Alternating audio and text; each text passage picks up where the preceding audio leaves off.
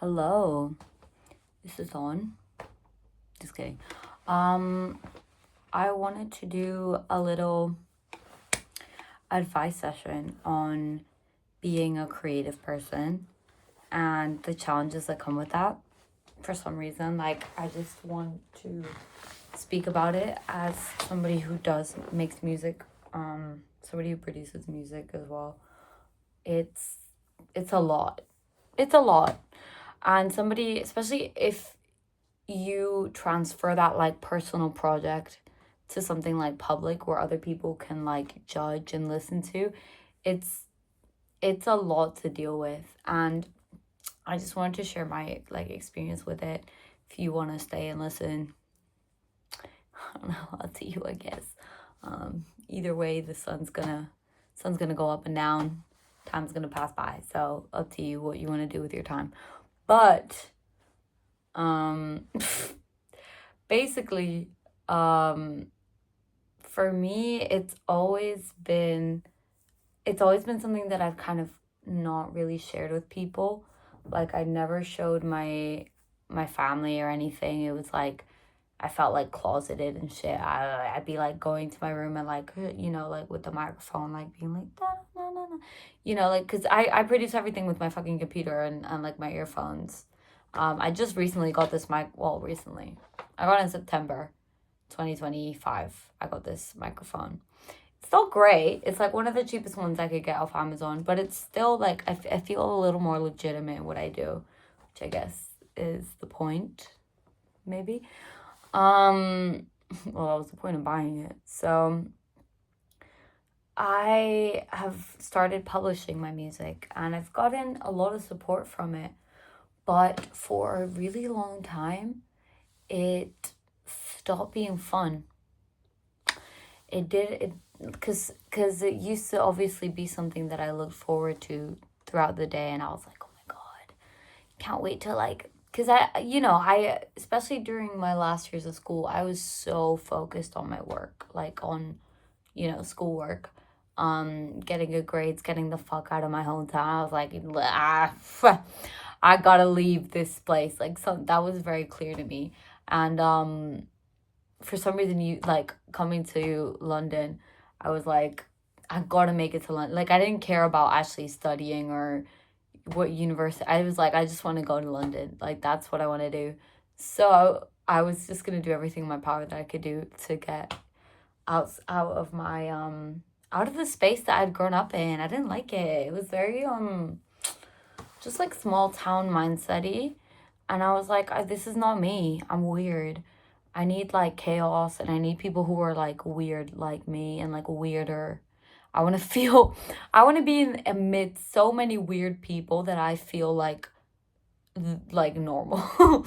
I feel non-weird. Um, but yeah, like just way more artsy and stuff. So all this to say that because I think I was so adamant about giving my time to schoolwork, that like making music was like a treat for me. I was like, oh my goodness. And then I could spend all day thinking about it, but not actually doing it. Because a lot, like most of your work happens in your brain.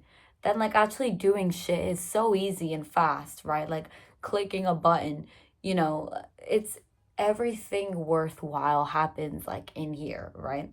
So I would spend my entire day just thinking about what like lyrics or like melodies and like how I would do shit. And because it was off limits for me in a way, I was like looking forward to it. I was like, oh my gosh, I'm gonna be able to produce a band.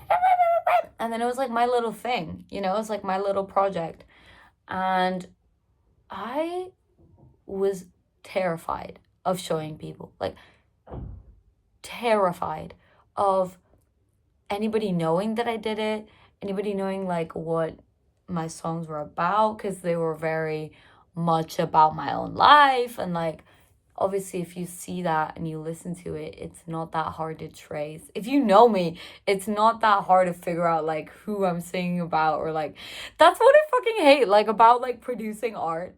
It's like I want everybody to listen, except for the motherfuckers that this is about. Don't listen to. I don't want you knowing that I feel stuff. I don't want you knowing my thoughts. But yeah, it's just embarrassing.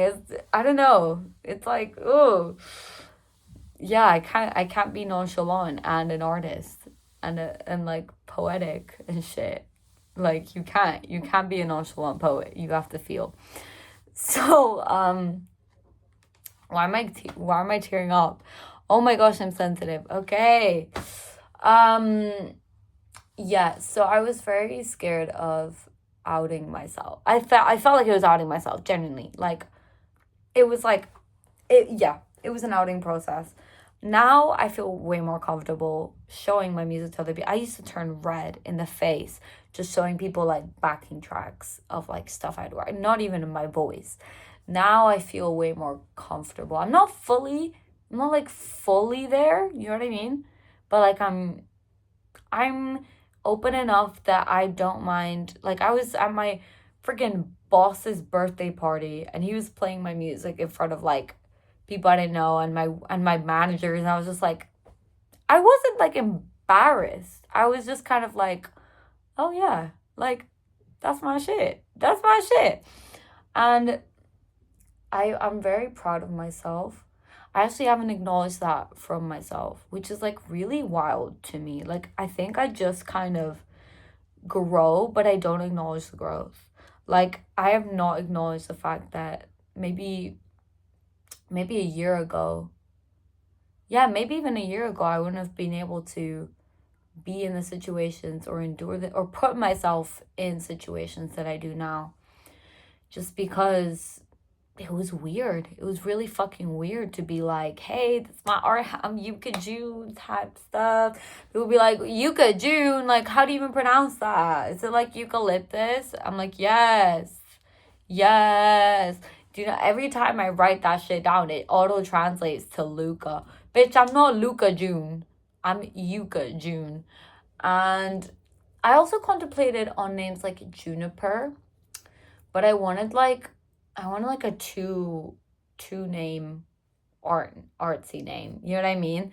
Like I love Doja Cat, and I was like, I want something that like rolls off the tongue like the name Doja Cat. I was like da da da, like something that's like you know, like Yuka June, like Yuka June. Like when you do that with your mouth, you go like ooh. I don't know. Like I like the way it rolls off the tongue. Yuka June, Yuka June. Trust me, I have gone through names. Like, I remember going through, like, walking by myself in the park. There's a park in my hometown. I'm actually really homesick right now, but yeah, there's a park in my hometown that I like to walk around. And I was, like, contemplating artist names. I was like, okay. And I was trying to imagine people, like, mentioning my name. Like, I was like, how would Bad Bunny say this? If I was collaborating with him, be like, Kola, Kola, Yuka, Jun. Like, I straight up, like, if you saw me there, like, walking by, I was just literally like, no, no, no, no, no, just going over the same sounds over and over. Because also, I failed to mention, I have a kind of obsessive personality where I will go through, like, earworms are a big issue for me. My own lyrics, my own songs, my own beats, other people's songs, other people's lyrics, other people's beats, just like over and over and over and over. Not just the entire song, like a specific sound until like I am sick of it, and like I will literally like you don't even want to know what it's like in my brain sometimes. It's like insane. There have been nights where I just genuinely have not been able to sleep because all I can think about is songs, like sounds. But yeah, so that's how I came up with the name Yuka June. And it's taken me a while to get to this point. But what I was trying to say is like now it's ever since I've been publishing it, it's built a different kind of dynamic where I don't it doesn't feel like a treat. It feels kind of like a when are you gonna work on it? Because I have more available time. The fuck? Because I have more available time, it feels like more of a oh well you could be doing this. Like this would be like working, this would be like, if my artist career is like a plant, it's like you could be tending the gardens right now. It's like a farmer who can't stop thinking about tending their own crops. Like he's trying to make his soup. He's thinking about, oh, you could be watering your corn. I make these awesome analogies. You wouldn't know. You wouldn't know where I get these from. Um yeah, but like it's like everything makes me think of my music, and everything like makes me obsess about it. And I'm like, you could be doing that. You could be doing more. It's always like you're not doing enough, to the point where like when I start working on it, I'm like, I'm not really present. Like, I don't want to really be doing this, but like, sure, I'll give it a bit of time. I give it a bit of time. You know what? Consistency did help me a lot. It helped me get my first like EP out, or album. I don't know. I haven't really decided. It's called a mixtape now. I'm calling it a mixtape. Um, yeah, it helped me get Sub Rosa out, which was good. But I don't know if it's working with me anymore. It's kind of working against me now, because now I just don't want to fucking do it. I don't want to fucking do it. I feel like I feel like reading a book now more. Like I'll fantasize about doing shit that I would be doing in the past, where I was fantasizing about making music. It's like everything that you suppress, you're going to want to fantasize about, right? So now it's like, okay, do I not let myself produce music, and then I'll think about it more, and then I'll want to do it more? Or do I just have to like reset, right? Because there's something here that's not right. I think it's something in my brain where it's like suppress what I want to do, to the point, like, because that makes me want to do it, right? Like, and then I'll really want to do it, and I'll spend my whole day thinking about what I actually would rather be doing. So is that like, you know what I mean? Is that really music's fault? Because I don't think it is. Like, I think that would actually work. That would actually happen to anything that I obsess over.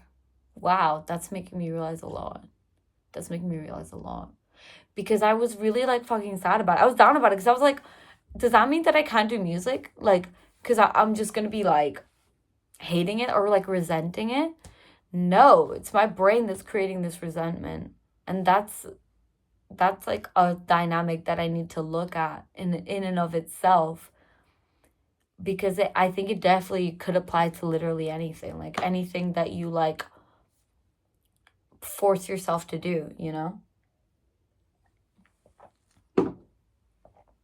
So yeah, I had to learn to, well, learning now, I guess, the fuck. Actually, I haven't been able to produce that much because my computer is broken. But that's fine. We're fixing it now. I had to buy a new computer. And that was a whole different lesson. Because I was like, I literally just got a financial grant because I've been struggling. Okay. Struggling. I was like, let me apply for a financial grant. I got it. And then my fucking computer broke. Why? No fault but my own. No fault but my own. I fucking cracked the screen because I mistreat my electronics like crazy. And I fully acknowledge that. I fully do. Like, the way I was treating my computer for granted is actually insane. And like, I knew that. A part of me was like, you're gonna learn. You're gonna fuck around and find out. And guess what? I fucked around and I fucking found out. I had to buy myself some fucking refurbished ass computer for £360. Which may not be a lot to some people. Maybe it's a lot to others. You know what I mean? It's all relative. To me, it was a lot. It was a lot. Because my rent is not cheap. Especially in London. Okay? It's not cheap. And yeah, I've not been in a great financial place. My parents don't know that my computer's broken. Because if I told them, I had to get a new phone as well because I dropped mine in the toilet, and like the only way I have a phone right now is because my friend's parents had a spare phone. Like, thank you God, like the blessing. Wow. But yeah, like I have been struggling financially a lot, in general, and with technology, to the point where even my friends around me, they're like, how are you just taking so many L's right now? And like, even with my album, bro, like with Sub Rosa, there was so many fucking like technical difficulties of like the audio was off, and like and I had to like go through every single song and put it through like a different software. I had to find a software that worked with it called like Audacity. Then I passed everything through that. Then Audacity charged me money for like a subscription, which I had to like cancel, which is stupid shit. And like I was sitting down, I was sitting with this thought, like, why do I keep taking L's? Because like in many ways of my life, I would say I take a lot of L's. And I was like, sorry, I'm just thinking about my love life. That's a whole different girl, whatever. I was laying down in bed and I was just thinking, like, why do I keep taking L's? Why do I keep fucking taking L's? And then I got a thought and I was like, because you enjoy it. You enjoy the, like, and it's so true. Like, I would say I'm a funny person, okay? I think. So I feel like I make the best out of the worst situation. And I find, like, the funny out of the dark and out of, like, the pain. And out of like the, oh, fucking courts. Like that's my kind of shit. I thrive in like the, alchemy of the dark, right? I like that a lot. Even in my music, I like mixing the two. Like, yeah. What was I even saying? Yes.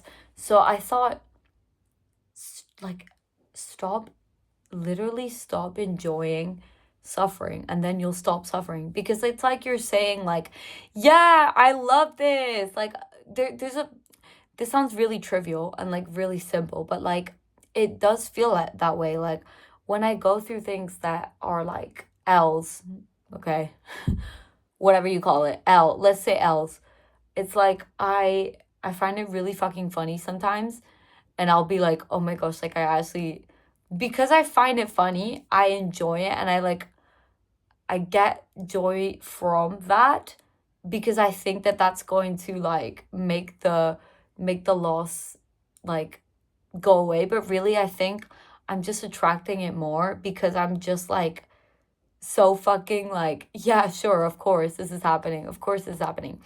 And I've debated with it. I'm like, is this like profit of suffering something that I should be stopping because it's just perpetuating more suffering? Or is it making the best out of the worst situation? Is making the best out of the worst situation just perpetuating more negative situations, because it's just like proving that like I can turn anything like into a fucking joke? Do you know what I mean? And like I still don't fully know the answer. I still don't fully know.